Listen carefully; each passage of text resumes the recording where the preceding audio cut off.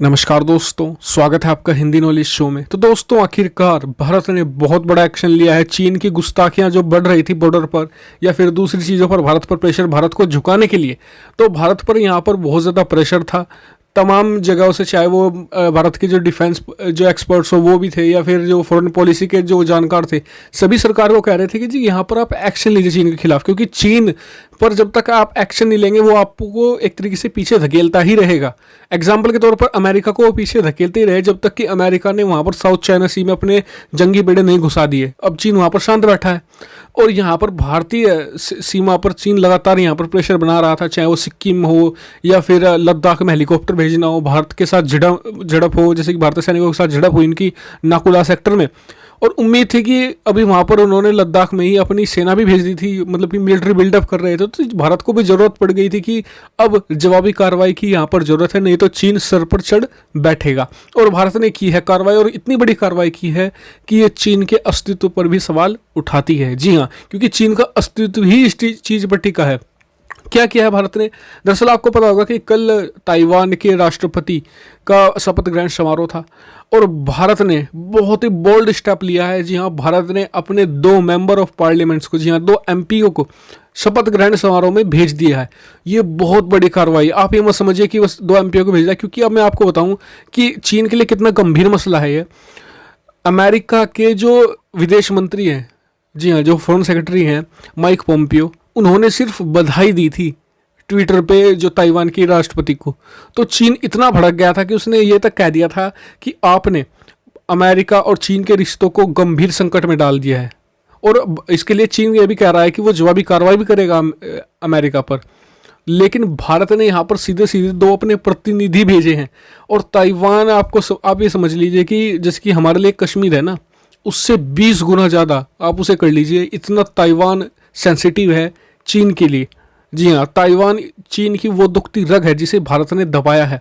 लेकिन आपको इंटरेस्टिंग बात बता दूं कि कल से अब तक चीन ने इस पर कोई रिएक्शन ही नहीं दिया है। बहुत ही चौंकाने वाली बात है, मतलब कि जिस इस देश के मतलब कि प्रतिनिधियों ने सिर्फ धन्यवाद दिया था ट्विटर पे या फिर सोशल मीडिया पे ताइवान के राष्ट्रपति को, चीन उनके खिलाफ कार्रवाई तक करने वाला, लेकिन भारत के खिलाफ चूं तक नहीं की।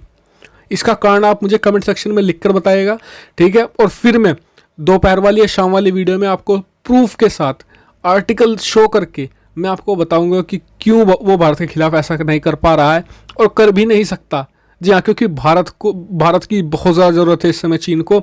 या पहले चीन सोच रहा था कि भारत को डरा धमका कर, ऐसे सीमा पर विवाद खड़ा कर कर वो भारत के खिलाफ, भारत को झुकाकर अपनी साइड ले आएगा या फिर भारत को न्यूट्रल रखेगा।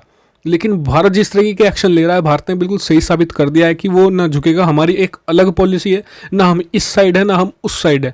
हम अपनी पॉलिसी पर चलेंगे, कोई हमें तंग करेगा तो हम तो भैया ऐसे ही ठुकाई करेंगे। और मेरे हिसाब से तो भारत ने बहुत ही बोल्ड स्टेप लिया है। और अगला स्टेप ये होना चाहिए कि ताइवान के राष्ट्रपति को बुलाना चाहिए, फिर प्रधानमंत्री मोदी को भी उन्हें एक तरीके से बधाई देनी चाहिए थी। जिस तरीके से डोनाल्ड ट्रंप ने एक तरीके से जब वो चुने गए थे पहली बार, तो उन्होंने बातचीत की थी ताइवान के राष्ट्रपति से। तो भारत को भी और प्रेशर बिल्डअप करना चाहिए, यही सही समय। चीन पर अभी भारत ने प्रेशर बनाया ना, चीन पर इतना ज़्यादा प्रेशर, अगर भारत ने थोड़ा और प्रेशर बनाया तो चीन यहाँ पर चोक कर जाएगा।